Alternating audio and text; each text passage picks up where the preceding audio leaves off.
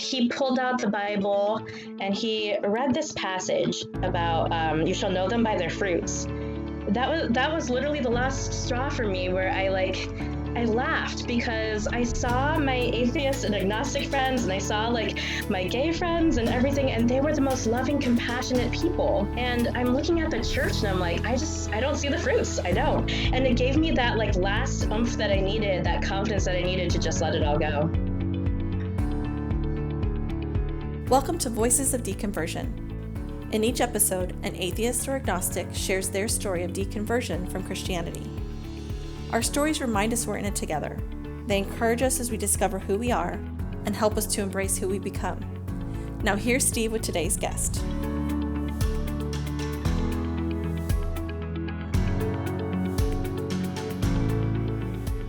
My guest today grew up Catholic. She's married and has 4 children. She got her undergrad degree in theology and master's degree in mental health counseling. She's passionate about human rights and changing the world through empathy. But right now, she's starting at home by raising her children to be aware of others. She's considering going back to school to study religious trauma and spiritual abuse because she feels like these issues aren't talked about enough. I'd like to welcome Amanda Rowe to the podcast. Amanda, thanks for joining me today. Hi, thank you for having me. Yeah. So how long have you considered yourself like atheist or agnostic? Only since last November, so Okay. it's pretty new for me. Yeah, very new, yeah. And something I thought would be a good question to ask you regarding empathy. You mentioned empathy when we were emailing, and I really like for me, I feel like empathy is like one of the most important things, if not the most important thing that the world needs right now, but that people in general could use. And so I liked that you mentioned that when you emailed me.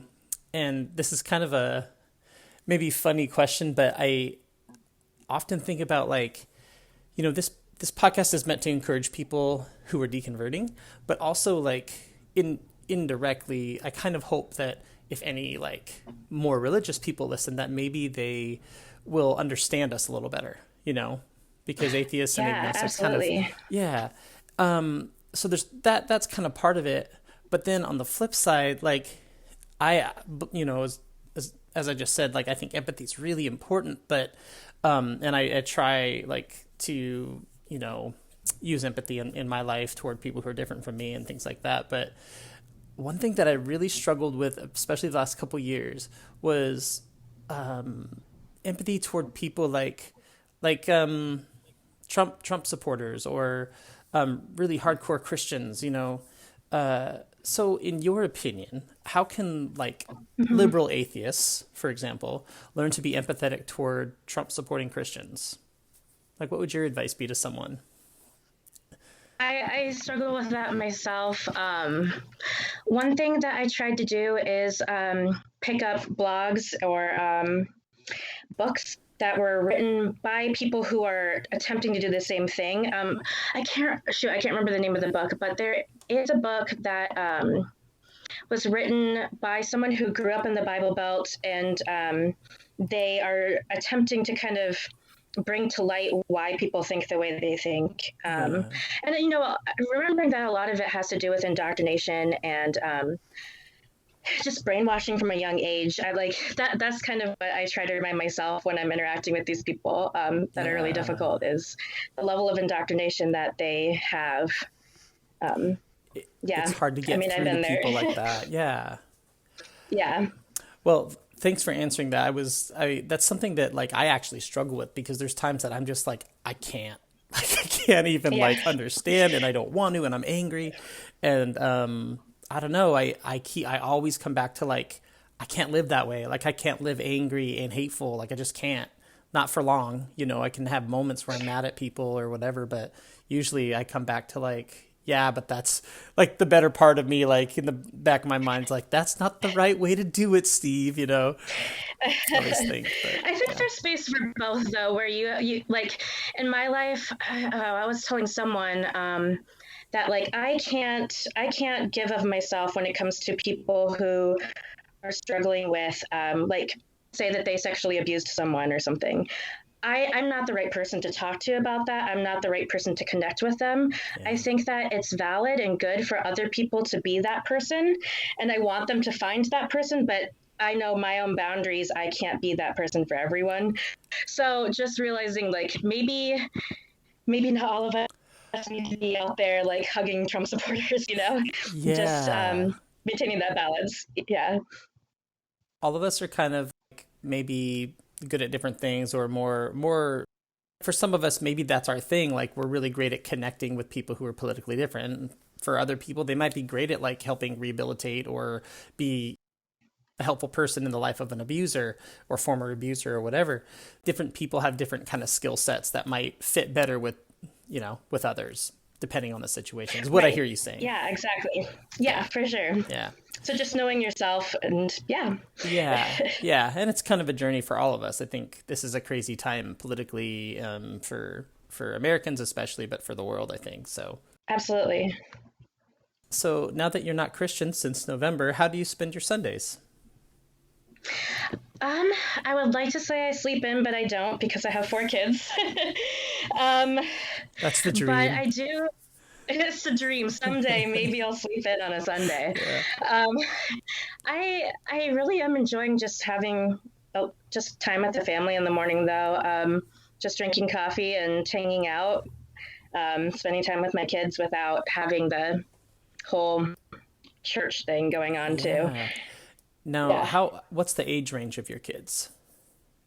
My oldest is 7 and my youngest is 1. So, and I Okay. have 4. So, yeah, it's really very young kids. Were they used to the church routine?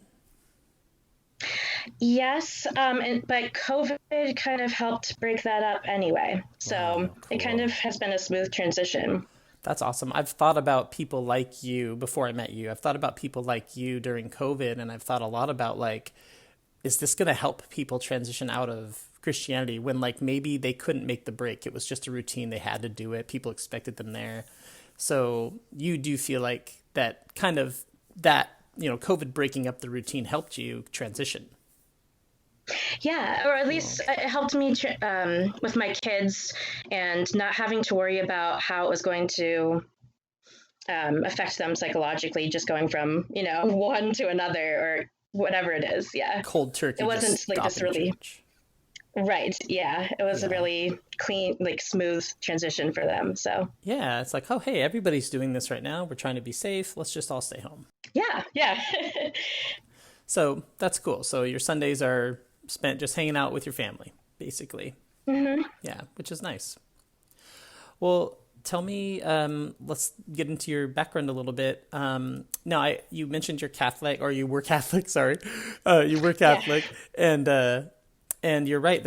I've only interviewed a handful of Catholics on the podcast, so I'm grateful that you reached out. So it'll be good to hear another story, and I think these are stories that on my podcast don't get told enough, I think. So tell me about your background. In what ways did Christianity, Catholicism influence you when you were growing up? Yeah, so I think that there's 2 different Catholic worlds you can be a part of. There's the cultural Catholic world, and then the really hardcore conservative Catholic world. And I kind of ended up getting a mix of both, where we started out as a cultural Catholic family, but as I got older, um, we all kind of got more into the faith. And so once I was in high school, so I went to a Catholic private school for elementary school, Hmm. but and then in high school I was put in a Catholic youth group, and that was when, I was really I decided to make my faith my own, and my parents started going more, and everybody just kind of started making Catholicism a part of their lives more. When you started to go to the Catholic private school? No, when I started youth group in high school. Oh, youth group in high school. Okay. Yeah, Yeah, there was that's this program. Life Teen is a Catholic program, and it takes a lot of charismatic renewal stuff and incorporates it into Catholicism. interesting. That Yeah. I don't know if this is my impression or if it's true, but it feels like that charismatic stuff, or like, yeah, the less formal types of Christianity are kind of becoming more popular. Yeah, I would say so.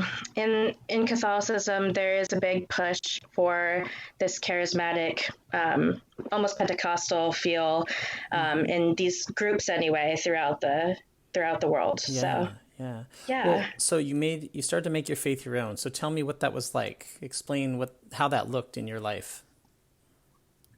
sure. Yeah. So we were at one of those retreats. I don't know if you're familiar with retreats. Yeah. Yeah, we did a lot of Um, like camp and retreat church stuff when I yeah. was growing up. Yeah. Yeah.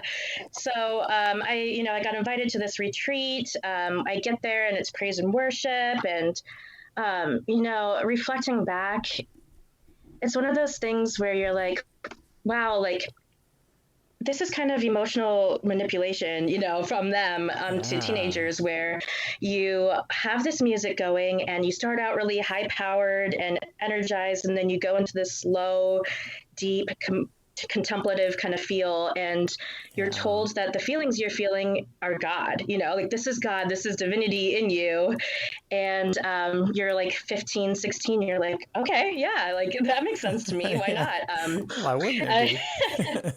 why wouldn't it be true? I don't know. They said Yeah. it's true. Um, but really, it's almost like a hypnotic like state you're in, and you're being told that that's a divine thing. Yeah.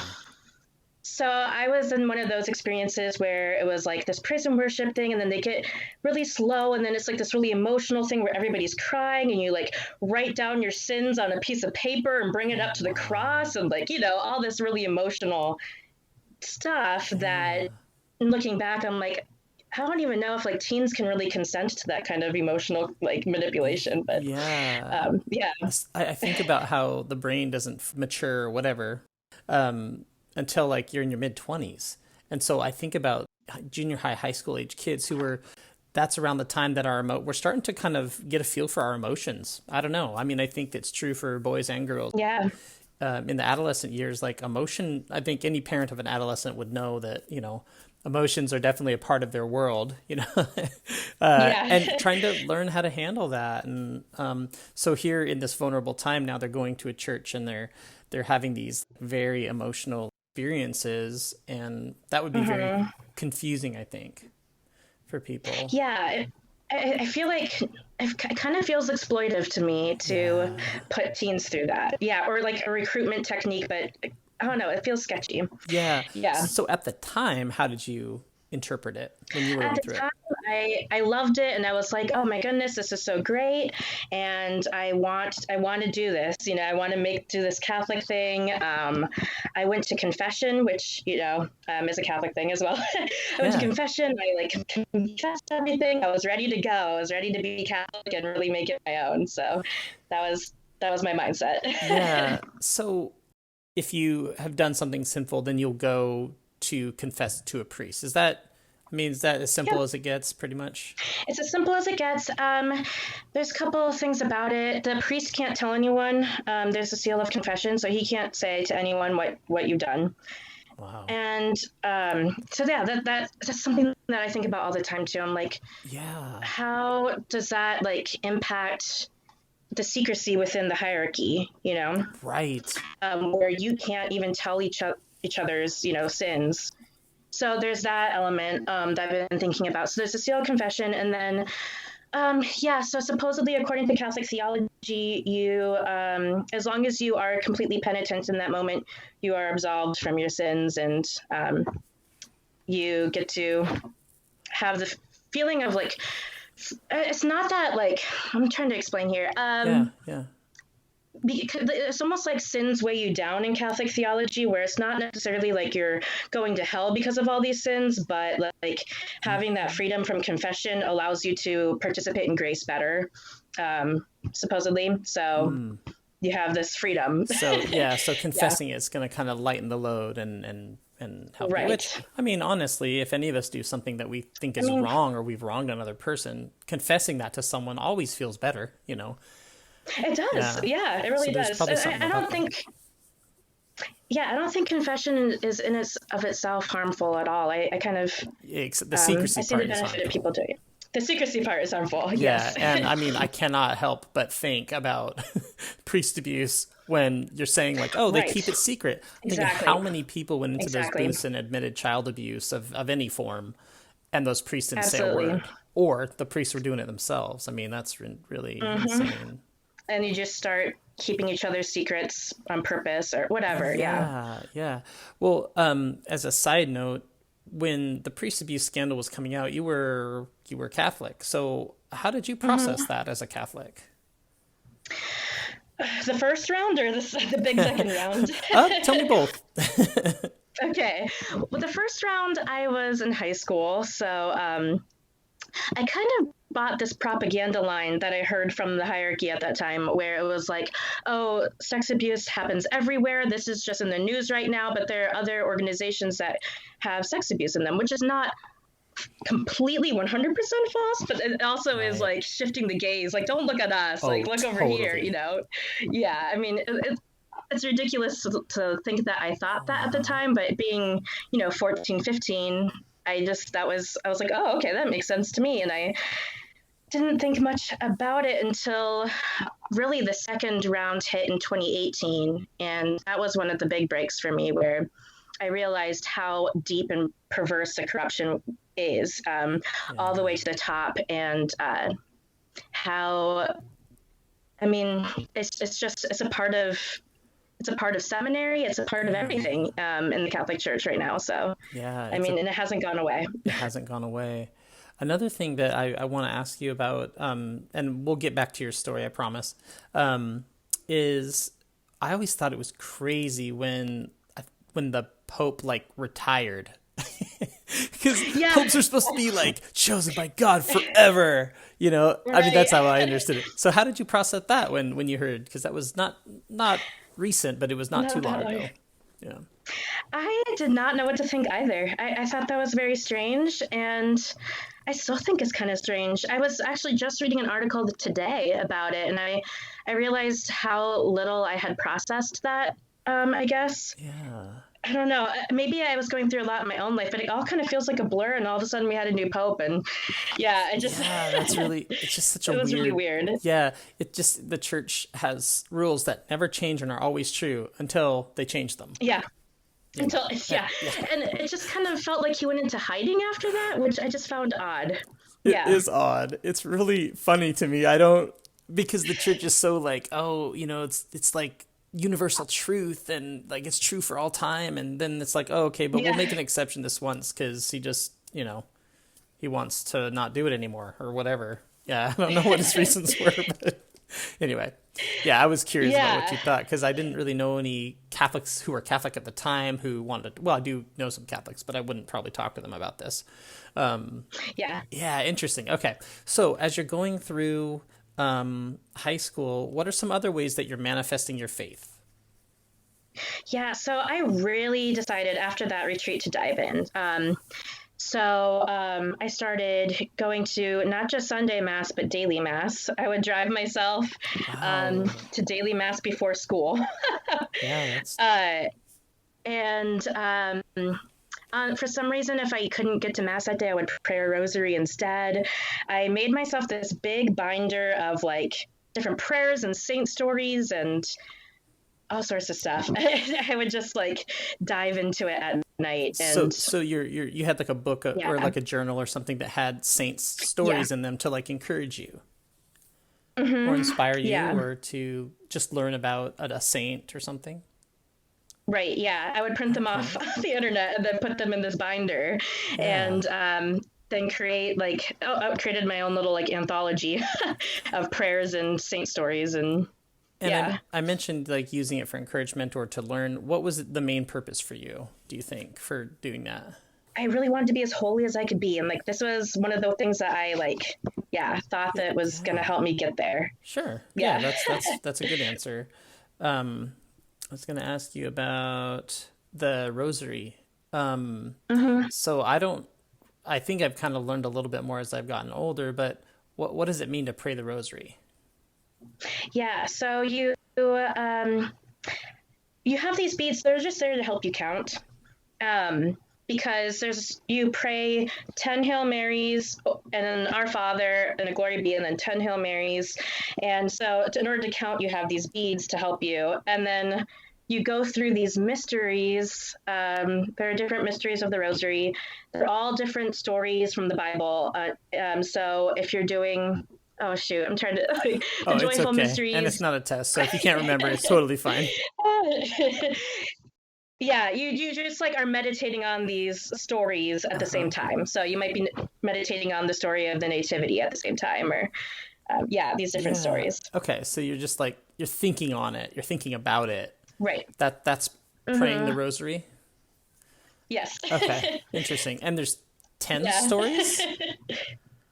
Or 10 prayers? No, so there's 5 stories, and so you do the 10 Hail Marys 5 times. Okay. So there's 5 decades. And a Hail Mary is a specific prayer, and you say specific words every single time. Yes. Yeah, okay. Yes.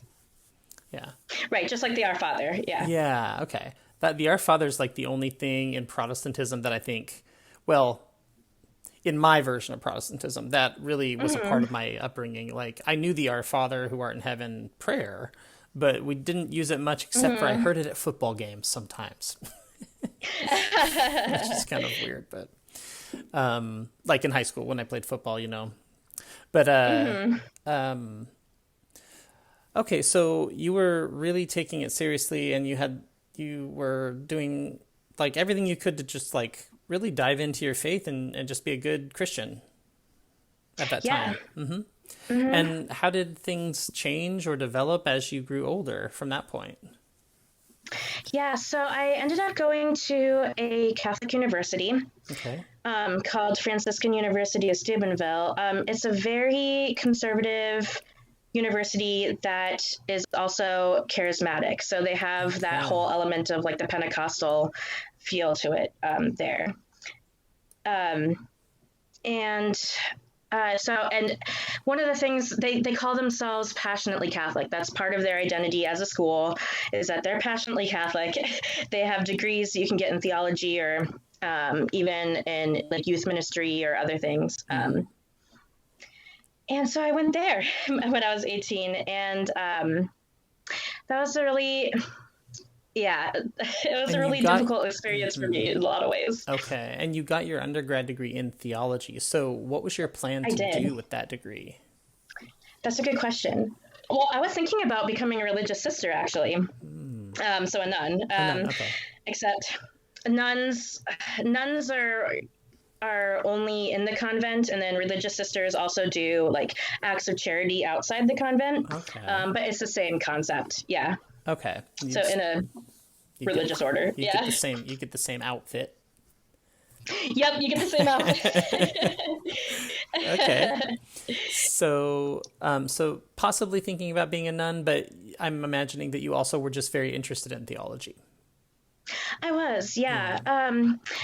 There's always been this part of me that like loves mystery. I remember being very, very little and reading like Nancy Drew stories, or and like always being intrigued by like mysterious things, even occulty things at times, where I don't know, there's just something that I find fun about that mysterious aspect of things. I think that really drew me into Catholicism because there is such a sense of mystery, even in the mass. They have like the bells and they have the incense, and like they do all these ritual things, and then I don't know, believing in something supernatural to me was very fun. It really was.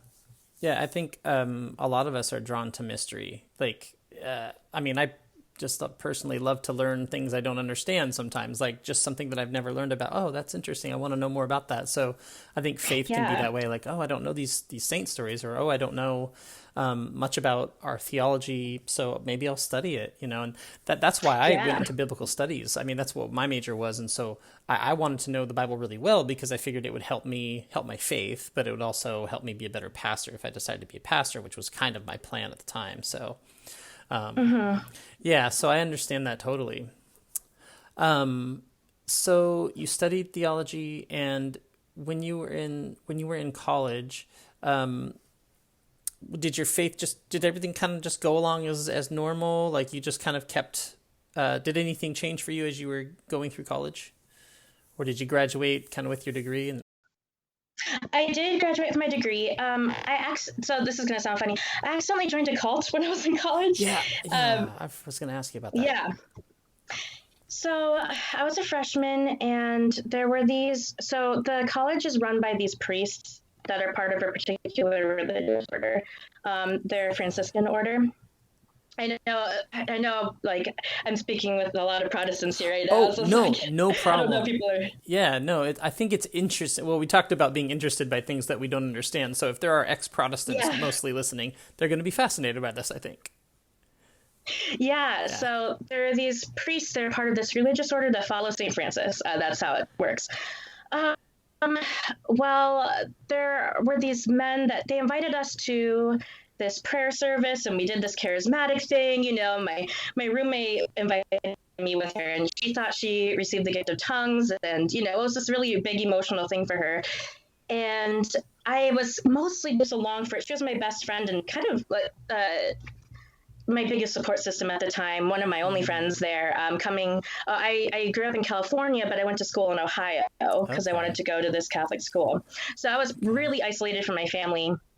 And my roommate became my best friend, and so she was my biggest support. I didn't really have anyone else. So she fell in love with this, and we started going to these prayer meetings every morning with this friar who ran them. And it was almost like he was like our like we were like little Padawans or something under him, where we were like, he would teach us all these things about, there was this alleged visionary in Canada, and, she had the gift of healing, and then like she taught them how to use the gift of healing and incorporate the anointing of the Holy Spirit in their lives. And there were all these really specific teachings that were specific to this group that we were learning in this little prayer meeting thing in the mornings.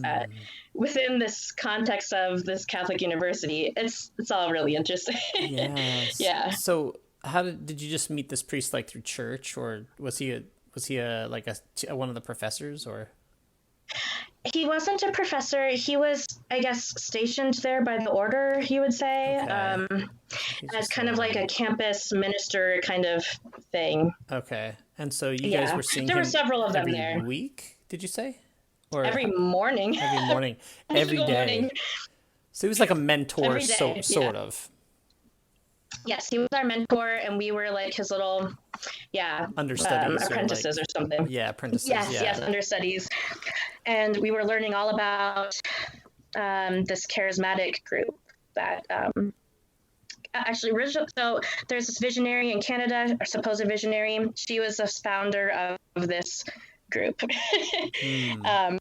So, I mean, it's a legitimate cult. It's just that nobody really knows about it because, it ended up impacting such a small amount of people. But she has her own teachings that she wrote down that are hidden in a vault. And only the people who are her original followers can access them. It's all really strange. It definitely sounds culty. Yeah, for sure. So, did you have any red flags when you were going to see him every morning with your friend?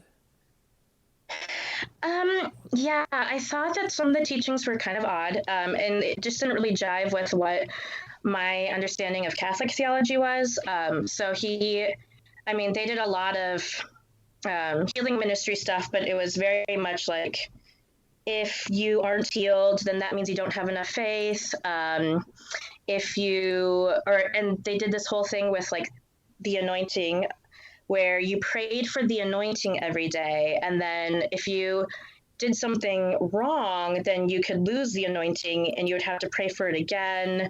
And so it was just, there were a lot of strange things going on there. Yeah, that sounds very charismatic, just always feeling like you have to continually pray for forgiveness for stuff. I feel like that's something that I kind of grew up with. If you sin, you better ask for forgiveness because, in our case, I don't know if you had this pressure, but you feel like Like, what if Jesus comes back and like I haven't like asked for forgiveness for a sin? I don't know. Was that a fear of yours ever? Um, not at the time, not until later, I would say. Okay. Yeah, at the time it was more like, I don't know, like if I wasn't following these steps and this formula and like doing everything right, then I wasn't going to receive the gift of healing, and I wasn't holy enough, and like I wasn't, Mm-hmm. whatever it was, like I Yeah. wasn't going to be anointed by the Holy Spirit like they were. Um, Yeah.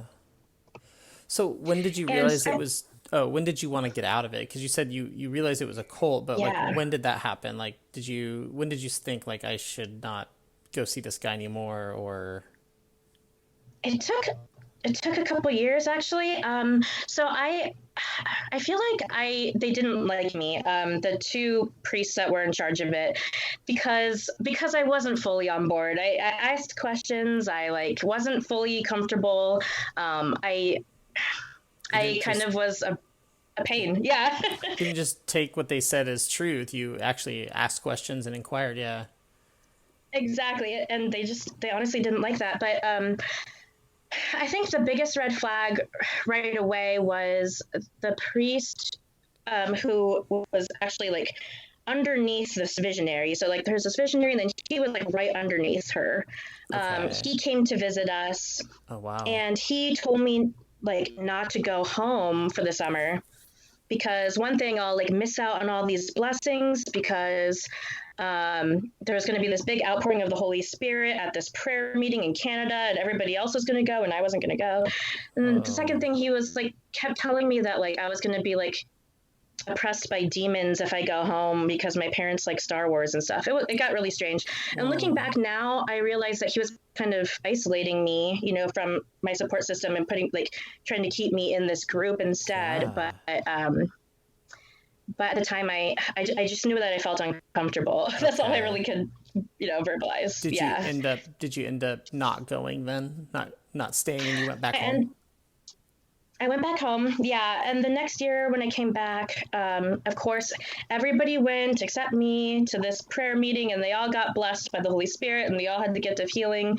And they took the entire year over and over again to remind me that I had missed out, and Oh that I wow. wasn't gifted, and like I didn't have the gift of healing. And they really just really focused on that for an entire year before eventually I was like, this is so manipulative and wrong, and I left. Yeah. Okay, so you left the group, but did you stay at you stayed at the university though?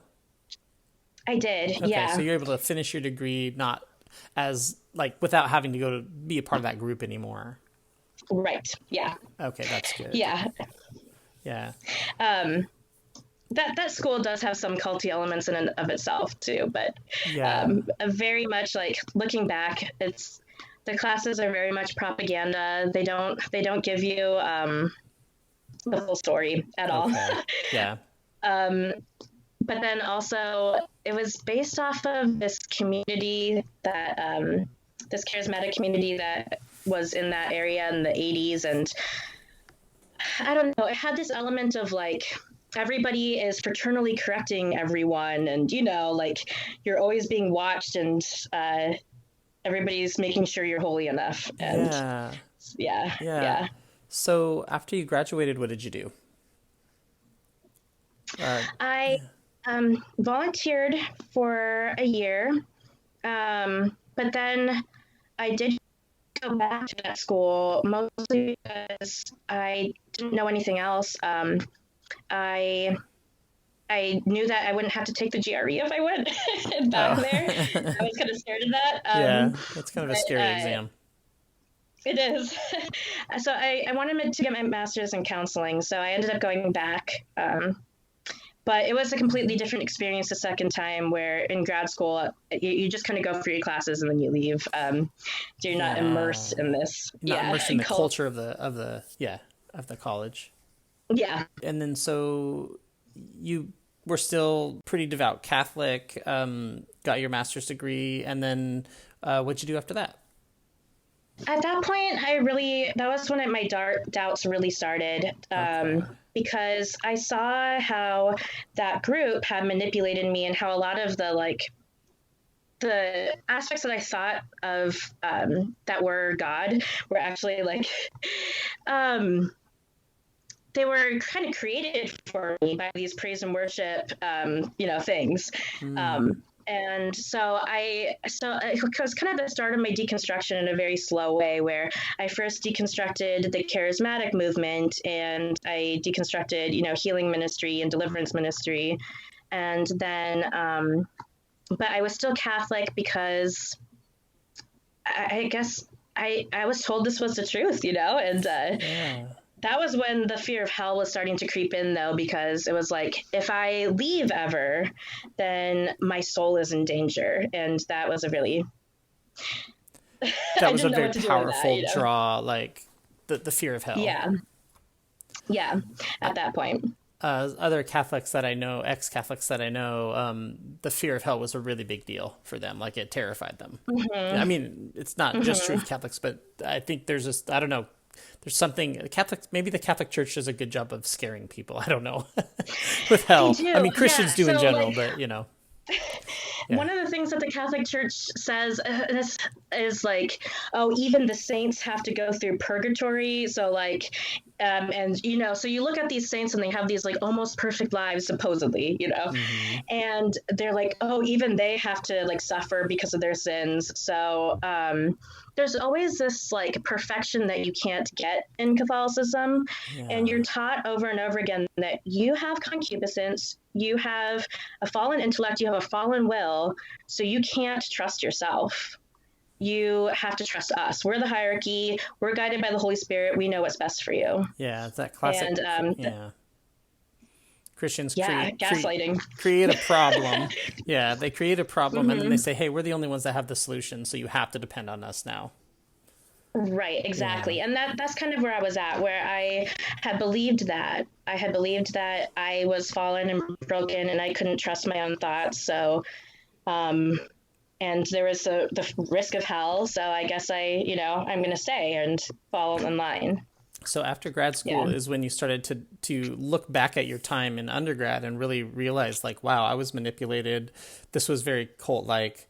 Hmm. Did it do anything to, so you said it kind of started, maybe that was the beginning of some of your doubts.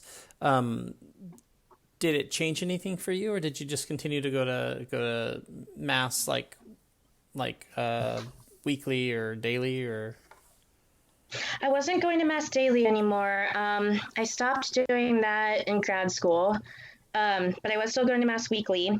Okay. The only thing, so it was really the slow undoing at this point, where Mm-hmm.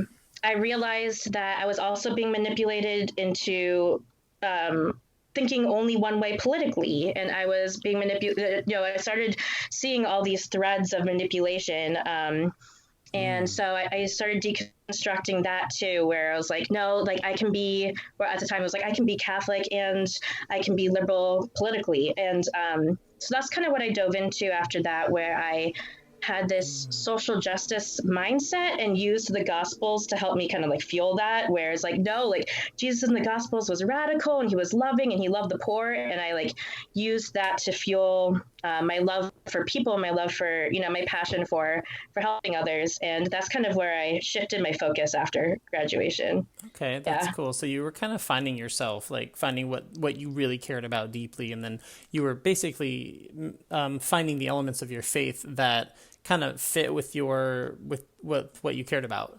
You're able to find like the Yeah. compassionate part of Jesus, or the compassionate part of the New Testament where he cared. The Bible, talks a lot about the poor, so, or caring for the Hmm. poor. So I think there's a lot of material there that you can draw on if you're a faith-based person, or if you're Catholic, Christian. So Yeah.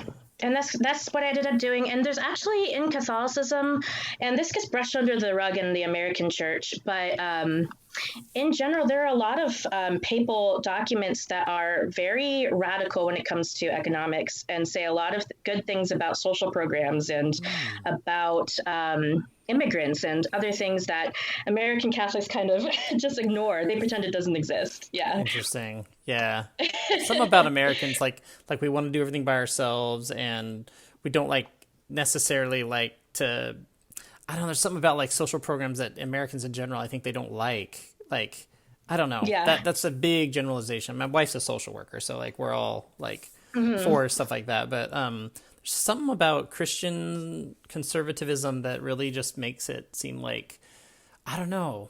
Like I've had conservatives tell me that they felt like there shouldn't be government programs because they feel like the church should take care of people. And I'm just thinking like, yeah, there we go again. The church is like, you only need us, you know? Right. That same thing, For the anything. same message. Yeah. Yeah. Yeah. So a lot had to have happened, or a lot of time went by, at least we'll say, from the time you finished grad school until last November. So Yeah. what happened in that time of your life? And how much time was that from grad school to last November? Is that like, how many years? 10 years. 10 years, okay. So that is a big chunk Yeah, of time. so- So yeah, you got married and had kids. It is a big chunk of time. I got married. Yeah. I had kids. That was another undoing for me. Is that this reminds me of the episodes where you talked about your own story and how you made a little comment like, "Oh, the Catholic Church got it right on birth control." You know, that was what your thinking was. Yeah. That's That funny. was another big undoing for me. Where like just the Catholic Church's stance on birth control and having 4 kids in 6 years. It did a number on me. It just really it slowly wore me down to the point where I one day I realized, okay, the church doesn't care about LGBTQ people. The church doesn't care about moms. I mean, there's just so many people that the church doesn't care about, yet they claim to be, Christ, God, divinity in this world. And so I reached out to a priest and told him, I was like, I'm really struggling. And I know a lot of other moms who are really struggling with the teaching of contraception, particularly where we are drowning and we have no supports from the church. And we're just on our own, and there's nothing. And this priest is actually very popular and well known. He has a YouTube channel, he has a podcast, he's very popular. So I thought maybe he would have a good answer for me or something, anything, just empathy, that'd be nice. But instead he kind of gave me this whole everybody has to suffer in line, pick up your cross stuff. And it just, I don't know. At that point, I realized there were so many people that the church just didn't care about, and I don't know. It's weird because that was it. Yeah, the church wants to say if you have a problem, we have the answer. But then when you have a problem, they're like, well, you have to suffer. You have to suffer. That's what it is. Yeah, it's really ridiculous. It doesn't. That's another thing. You think as a Christian, you think that when you're in trouble, when you're down and out, that your brothers and sisters in the faith will come alongside you, or maybe the clergy will come alongside you and help you out. And it doesn't mean that people expect, help with everything or given resources or money or something. People just feel like they want to know. I mean, I think Christians assume that if you're in a tough place, your friends will help you. They'll at least be there for you or walk with you through it. But it sounds like in your case, no one was walking through it with you. You were pretty much on your own. You were told, your family was on your own, basically. Right. Yeah, I was. And I even tried throwing out other people's stories too, to kind of help elicit some kind of empathy from these priests. I have a friend who went through very severe postpartum psychosis. And so I brought up her story about how challenging it is for her to go through all these pregnancies and she doesn't have the support system that she needs. And it was just shocking to me. It was just this very blank, everybody has to suffer thing. And So, did you talk often to other Catholic moms about struggles? I did. Yeah. So I was a part of a few Facebook groups at the time, a lot of Catholic mom Facebook groups where, we would just vent about this life. and that was kind of where I got my support at the time.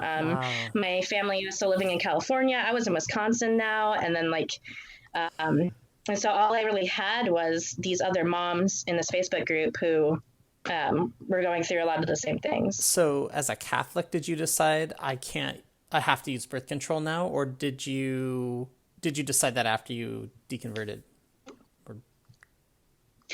It was after I deconverted. I know some people in the church were able to be like, no, like I'm going to do both, and I'm going to remain Catholic and do birth control. And I just, unfortunately, it was just like, well, unfortunately, the church teaching is clear, and I think the church is wrong. And so I just, that was it. I mean, that was one of the things. That was one of the final straws. That was one of the final straws. Yeah, wow. I had several at the end there, but yeah. Okay, let's see, your oldest child is 7, you said? Yeah. Okay, so for a 7-year period, you had 4 kids in 7 years, basically. Mm-hmm. Yeah. I mean, we had our 2 children back to back, and I was feeling really overwhelmed. My wife and I were both feeling very overwhelmed by life with just 2 kids. And so I just think it's really hard to tell people that, especially when you're a young family, that you should just continue to have children and just figure it out. Right. Like God will make a way, God will support you. Yeah. But then he doesn't. And that's when, I've said this a few times, like that's when like Jesus is supposed to be at his best. Like when you're down and out and you really need help, that's when he's supposed to come alongside you, at least like whisper an encouraging word to you. But it feels like in those moments that God is silent, that there's like crickets. Right, exactly. And I had come to expect that at that point where, like 7 years of this like life where I'm drowning and I have these 4 kids, and I knew deep down that there wasn't a God there to rescue me, but I was taught that there was, and it was just like, I mean, there was this battle within me that whole time where I was still under this gaslighting from the church where I was like, no, it's just me. I can't trust myself. I'm not doing something right. It's my fault. Why. Yeah. Exactly. So birth control and the church's teaching on that was one of the things that kind of was one of the last straws for you. What were some other things that you think were really influential in you leaving Christianity? Yeah. So there's a couple of things in mind. Well, the church's teaching on LGBTQ stuff and gay marriage, it just never really sat right with me. I just kind of went along with it, I guess. But like, I've always felt like the church has greatly wronged our friends who are gay and trans, and it never sat right. I tried to like do this halfway thing where I like made it work mentally, where I was like, well, like the church has their stance, but I can do my own thing where I just love on them, and that's showing them Christ. I just did this mental thing where mental gymnastics. Tried to make it work. I tried to make it work. So there was that. And then one of the other things was actually just seeing how influenced we are by propaganda and watching 2020 happen. First the Trump campaign and then 2020, watching how everybody believes what they want to believe, what they're blinders on, and like watching how propaganda works on the masses, it made me question. I was like, well, what do I believe that's propaganda? And that's when I really started researching for myself, church history. And I started researching more like, the story of St. Peter, there's actually no historical evidence that this stuff happened, but this is what the church says happened. So the only authority is the church. So I have to just trust the church, or, there should be some kind of and they don't like questions. There. Yeah. You went through that, asking questions, and they didn't seem to really like that too much. Right. And realizing that like there were a lot of stories that were being told and not a lot of evidence to back them up. And then so I was like, I don't know, like the church says it's infallible. The church is claiming to be this authority in my life that is anointed by like divine, whatever, to tell me how to live my life, but they don't have the evidence to back that up, and they should. And so there was that thought. And then the final straw was my husband, who is now like thinking about leaving the church right now. Like Wow. So he's in the thick of it. He's in the thick of it. Yeah. My husband, back when this first started, he didn't know what to think, and he was kind of like, panicking, and he was trying to throw out a bunch of things. He wasn't thinking completely rationally at the time. When it first started for you, meaning when your deconversion was kind of starting or in the middle of it, he was really, did you say panicking? He did panic a bit. Yeah. I mean, Catholicism had been his whole identity too, both of us, like it had been our identity. Yeah. And he pulled out the Bible and he read this passage about you shall know them by their fruits. That was literally the last straw for me, where I laughed because I saw my atheist and agnostic friends, and I saw like my gay friends and everything, and they were the most loving, compassionate people. And I'm looking at the church and I'm like, I don't see the fruits. I don't. And it gave me that like last oomph that I needed, that confidence that I needed to just let it all go. You're like, yeah. Yep. The Bible verse was the last thing I needed to confirm for me. Like that's a truth, right? It's true. You will know them by their fruit. Yeah. And I was like, I mean, it's just like I knew for so long, deep down, that like God wasn't answering prayers, God, like all these things. Yeah. But then that was just the final thing that I needed, like this little confidence that like it was going to be okay. I don't know, like, and mentally, that was that for me, where I was like, oh, it's obvious. It's aren't there, and I can just go and let it be, Yeah. And so that was what I did. So when you decided like I'm done, how did your husband handle that? He really struggled with it at first. And there were a lot of like nights crying and confusion about what to do with the kids and a lot of emotions, a lot. No, my wife and I went through that. It was opposite. It was me and I deconverted and she was like panicking and I guess you could say panicking, like freaking out because, we were unequally yoked now. And now what's going to happen to the kids? And it's a scary moment for a Christian couple. It is, yeah. And so, I mean, it was all these things where like he would pray with the kids now, and I was not. I mean, it was just we were trying to deal with all of that awkward, and the kids noticing things and asking questions. Like, why is mommy not going to church or something? Yeah, yeah. So it was really hard at first, but then we got to a point where I felt like it was going okay, where he had his views, I had mine, and we were able to talk about it well, together and just kind of go along. And it wasn't even that he disagreed with anything I was really saying. It was that like he wanted to retain it for himself. Like there was just part of him that just wanted to hold on. Yeah. And it's tradition, it's you, it's your life, like it defines who you are. It's also all the emotions that you wrap up in that, not just the faith, but just in your life. And I mean, I think I said way back when I told my story that there were certain things I knew about myself that were just facts. And one of them was like, I'm a Christian.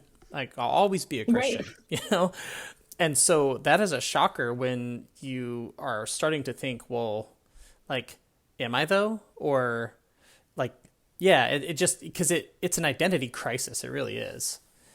And so that's not an easy thing to process. So it's, I understand how hard it must be for him going through that and how hard it was for you also like, to go through your process of deconverting. And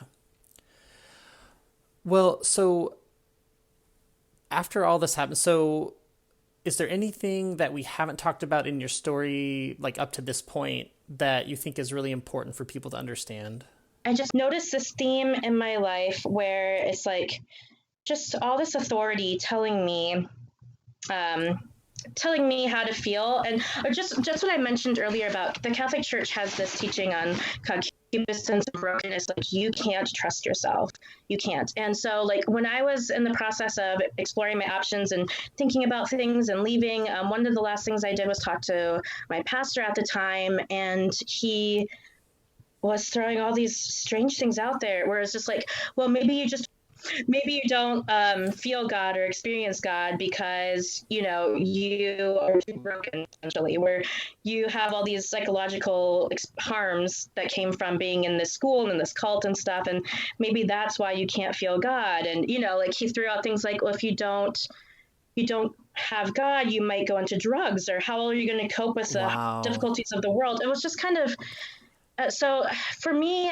just noticing this, like, I don't know, continued gaslighting, I guess, from authority, Yeah. this continued, like, you can't trust yourself, you're too broken, you're too wounded, that's why. And It's like the same thing an abuser says to the abused person in their life, like, you exactly, won't survive without me. That's essentially what the priest was telling you.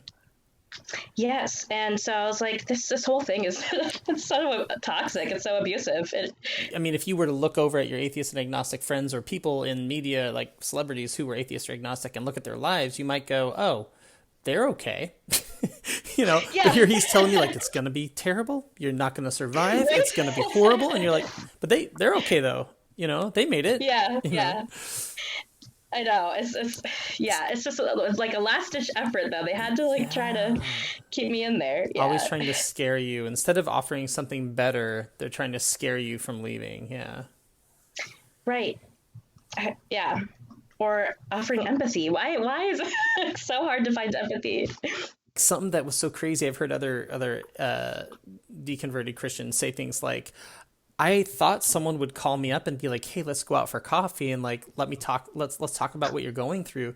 But no one does that. Like, if you're like, hey, I'm a Christian and I struggle with like swearing too much, or I'm a Christian and I drink too much, or I'm a Christian and I yell at my wife, they'll go to coffee with you over that, and you'll pray about the sin, and you'll like, whatever, you know, but like, if you're like, hey, I don't know if I'm a Christian anymore, you don't have friends anymore, basically.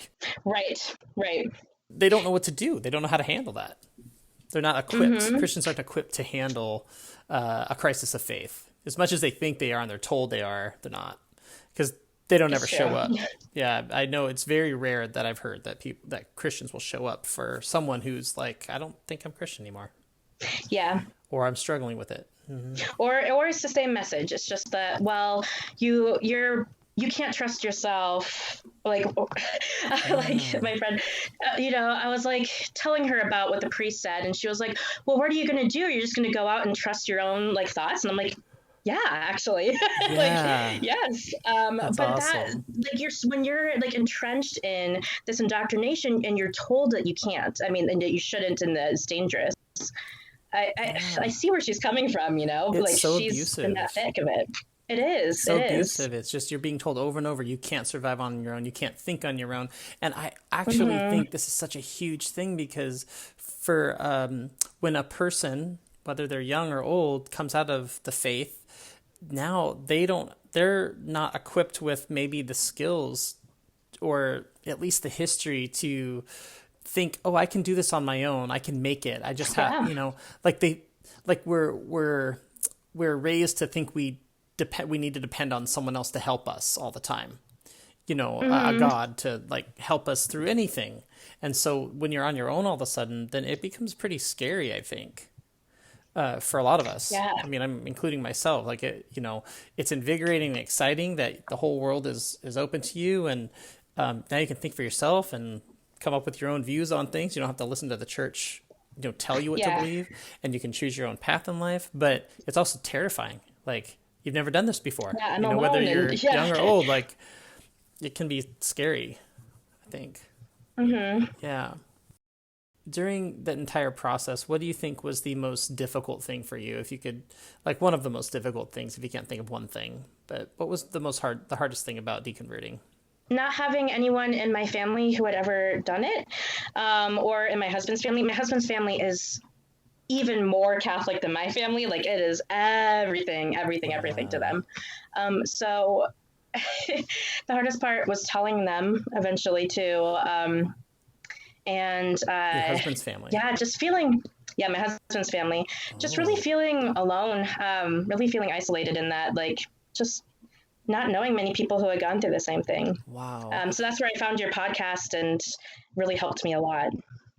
it is a little different coming from a Catholic background. So I was like, oh, maybe I should share my story so that if Yeah. there's an ex-Catholic out there, they can feel Yeah. not alone too. Oh, there are. I can think of three other people off the top of my head that I know. Two of them are pretty good friends that were ex-Catholics that shared their story. And it's great. Like, I'm really glad that, like, I think, yeah, it's just really nice to hear, I think, a variety of stories because they're similar in some ways, but they're unique. I mean, the Catholic experience is definitely a unique Exactly. experience.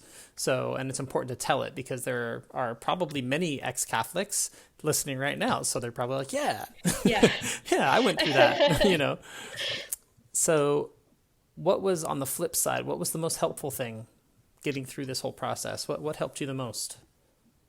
Yeah. So, I mean, your podcast and finding those YouTube videos and stuff. I ended up finding a group of people who went to the same school as me who had left the faith. It took some digging, but I found them.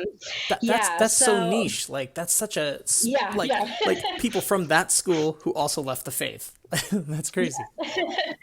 And a lot of them were people that I knew, but they weren't like out, I guess, as atheist or agnostic or whatever. So finding them was such a relief and like such a treasure in my life, where now I have this lifeline, and they've been through so many of the same things, and we have each other to sort through all this stuff. How in the world did you find out that there was a group of them that had basically gathered like online to support each other? Yeah.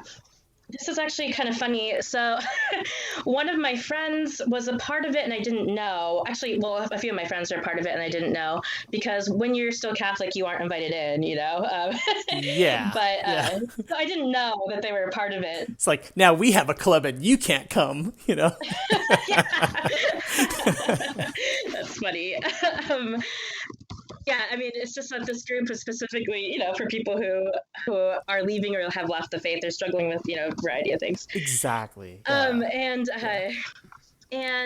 But one day I was talking to one of them, and she had been drinking a little bit because they were doing this Ask Me Anything thing in that group. And so I was talking with her and she started like divulging some of the secret knowledge. No, I'm just kidding. Where she mentioned this group and that, it was LGBTQ friendly. And it was like, all these people who were my friends in school and stuff. And so I just kept that like in the back of my mind, because at the time I hadn't officially left yet. But I was like, okay, well, one day if I do leave, I'm going to reach out to her, So that's what I ended up doing. Oh, wow. Yeah. So was this like an online, like you guys were all hanging out online chatting? Kind of. So I was talking with her, online over Discord. We were playing Among Us. It's kind of a long story how we ended up doing that. Yeah. Yeah. Yeah, but anyway, you were all online basically chatting, and she just kind of mentioned some of this stuff in the back of your mind. You're like, okay, now I know I can reach out to her. Yeah, I'm taking note. Exactly. Which is so cool, and it's awesome because you're doing what she did for you for other people right now. So, right, yeah. Like just by telling your story and putting yourself out there, like other people, if they need to, can like connect with you or connect with others in their life that they know. So it's not possible for all of us to be open about our, atheism or agnosticism or being an ex-Christian. Some of us just can't talk about it. Yeah. So for those of us who can, it's great when we can, because I just think it provides a lifeline. Like she was a lifeline for you. She was that person who like indirectly, even though maybe she wasn't thinking about it in the moment, like she provided you a way out, and not just a way out, but like a way of support, like a helping hand, to help you like grab her hand, and she could help kind of walk with you out of it, together. So yeah, for sure. I think that's really cool. I don't know how I would have done it without them. They've been such a huge support. So that's really cool. I think it would be so neat if I could find people from my former church or churches, or my former school that also went through that. It was a small school, so it's probably not, possible. But that's so cool that that group exists. That's awesome. Yeah. Yeah. Yeah, it's really great. So when you think back on the Christian version of yourself, now that you're not I mean, this was not that long ago, actually. The Christian version of you, maybe at your most Christian, what do you think of that person now? Yeah, well, I'll go back to like my college self. I feel a lot of sadness, for my college self, where I feel like I was so deep in this indoctrination. I wasn't free. And the church teaches that they're freedom, and it's actually the complete opposite. And I just feel kind of sad that I had that weight on myself for so long. Yeah. That yeah. You carried that Yeah. weight around. Yeah. Yeah. And in Catholicism, I don't know if other Protestant denominations have this, but there's a lot of like, you're not holy enough messaging around all the time. So like, if anybody catches a whiff of your political views, you're not holy enough. If you like, whatever it is, like, it's just a lot of competitiveness. Yeah.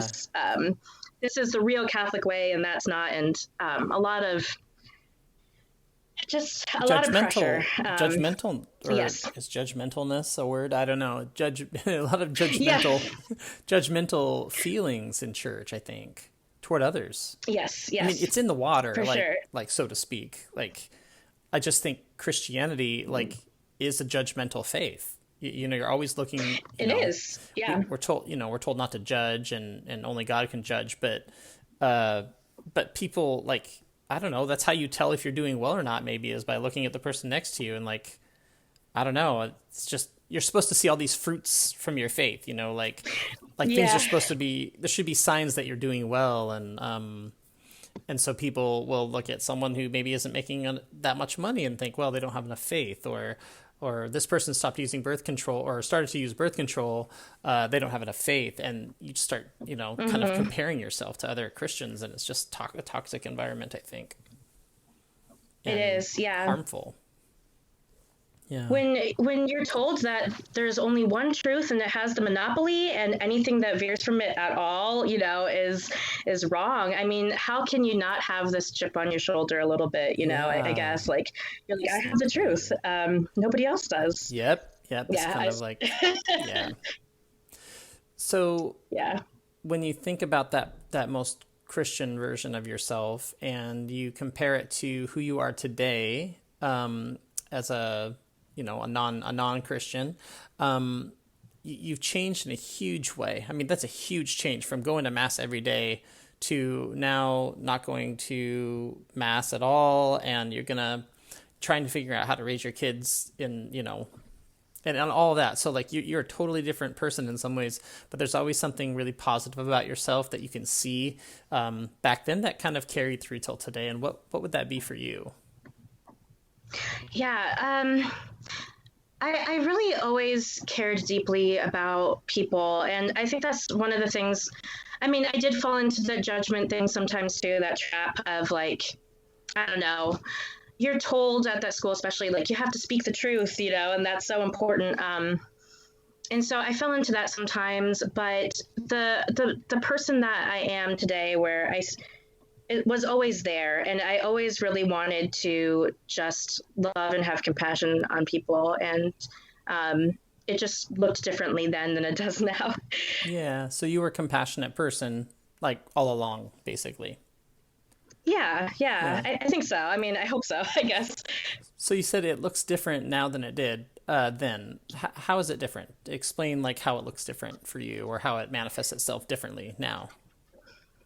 Well, I think now I just have the freedom to not care about what the church teaches. So, like, for this is Pride Month, I can just support my friends, have a rainbow thing, and I don't have to worry. I don't have to have this weight of you're not really holy, you're not Catholic enough, you're whatever, in mortal sin, whatever it is. I don't have to have that anymore. So I'm able to just be more free. I'm able to just be more authentic because I don't have to worry about what the hierarchy says anymore. Yeah, you can be authentic. That's a good word. I really like that.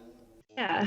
I felt trapped before, where I had to follow these rules, and it was preventing me from really, truly being free to just love people. Yeah, I think that's really good. I think leaving Christianity really frees you up to be able to think about reality and think about your own feelings about things. And I think oftentimes that guides us in the right direction, you know, and that's really cool. Well, what is something that you've learned or experienced now that you may not have if you stayed Catholic? Well, I joked. So I was part of that group when I did birth control for the first time. So I got I got to take a selfie in the doctor's office. You know, that's awesome. I'm like, this is my official I'm going to hell picture. I just you know, awesome. and having those irreverent jokes too, where you can just joke about these things and just talk really frankly about the abuse in the church and how messed up it is without any of the baggage attached, where you feel this devotion to the church too, and that messiness. Yeah, it's nice. It's very cathartic to be able to tell, you know, irreverent jokes about faith or about Christianity. Or, you know, it helps us kind of process some of all that stress and pressure you feel when you're a Christian. And it's just nice to just be human and not have to feel judged for being who we are. Exactly. Just be human. Oh my God. Especially when we're doing really good things. Yeah. It's so nice. Yeah. Well, for people who recently deconverted, much like yourself, who are listening to the podcast, what kind of encouragement or what guidance would you give that person? Yeah.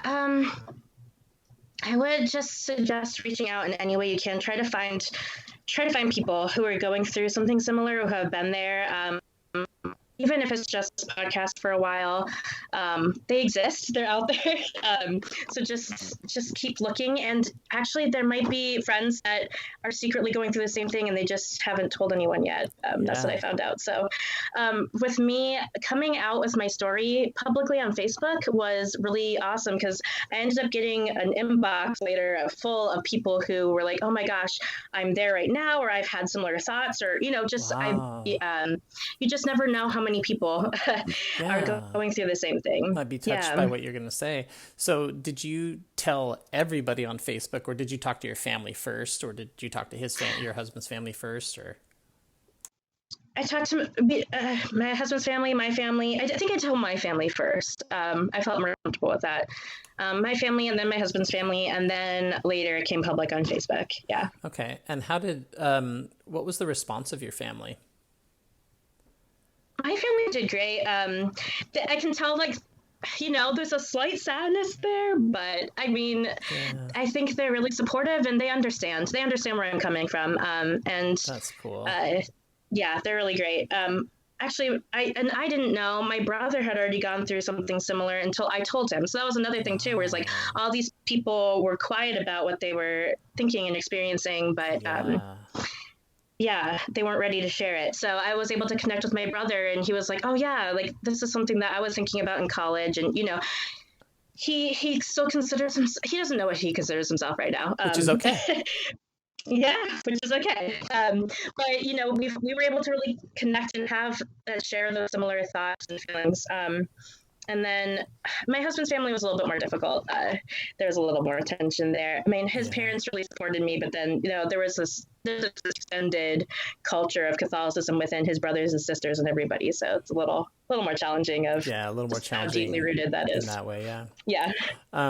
Are there any resources that you found helpful? We talked about a couple, but are there any others that you would recommend for people? And a resource could mean anything. I mean, anything you think would be helpful to someone. Yeah.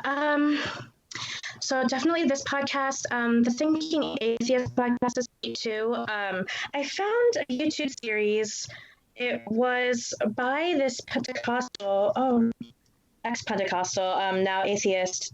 He doesn't keep it up anymore, but so it's pretty old, but he shares his whole story, and also really maps out this image of a mega belief and how God is a mega belief, and he goes through all these different how hard it is to really deconstruct and why, because believing in God is made up of all these little beliefs. Let me see here.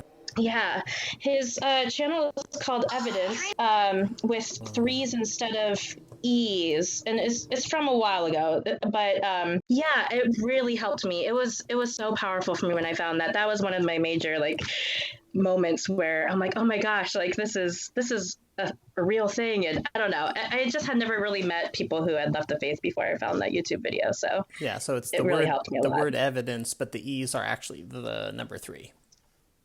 Yes. Okay. Yeah. Yeah, I actually heard of him a long time ago, so I think I may have watched 1 or 2 of those videos. I can't remember now, but yeah, there's some great stuff out there, I think, on YouTube for sure. There is, yeah. Yeah, for sure. Oh, real quick, sorry, one more resource. Please, yeah. I'm not really on there anymore, but TikTok actually has a really, really thriving atheist community. Wow. And a lot of people who really dive into like the Bible from an atheist perspective, and like I learned all sorts of things from TikTok. So that's another resource. So cool. Just type in deconstruction or atheist or something on TikTok, and you'll find people who have left various Christian faiths on there. Wow. And some of them are very knowledgeable. Yeah. That's really cool. Yeah, that's the first time I think someone's mentioned TikTok as a resource. So it's always fun, I think, when I hear of a new resource or a new thing that's been helpful to people. One thing that I've been thinking about a lot lately is how little religious trauma and spiritual abuse is talked about. And like, I think that my experience at my school and then that cult was very spiritually abusive. I mean, I could spend forever diving into why, but that's another thing too, where I don't know if anybody wants to reach out to me and talk to me about spiritual abuse, I am more than willing to have that conversation. Yeah. So, well, if they want to reach out to you, what's a good way for them to do that? Yeah, you can look up my name on Facebook, Amanda Rowe, ROE, and or email amandarowe89@gmail.com. I also do have a few videos on TikTok, so you can try searching for me there. And I'm not on there anymore, though, so I probably won't get messages. But you can look up my old videos. Old videos on there. Yeah. Okay, that's really cool.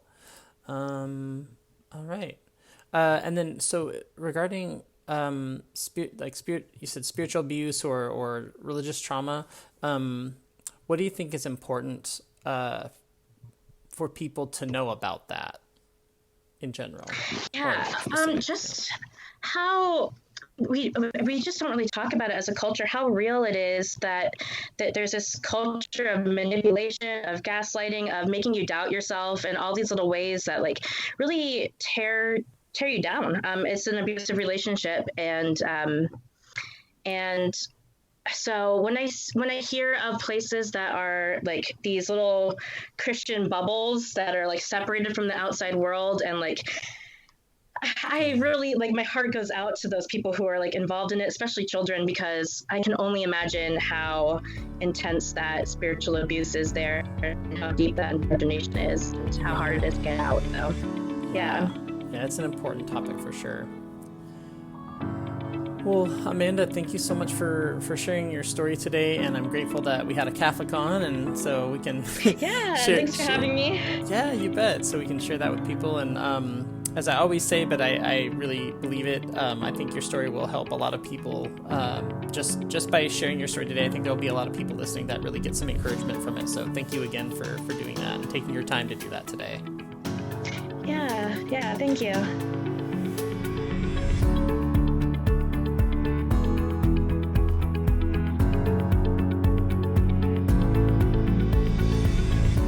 Thanks for listening to Voices of Deconversion. Join us next time by following or subscribing on Apple Podcasts, Spotify, or anywhere you listen to podcasts.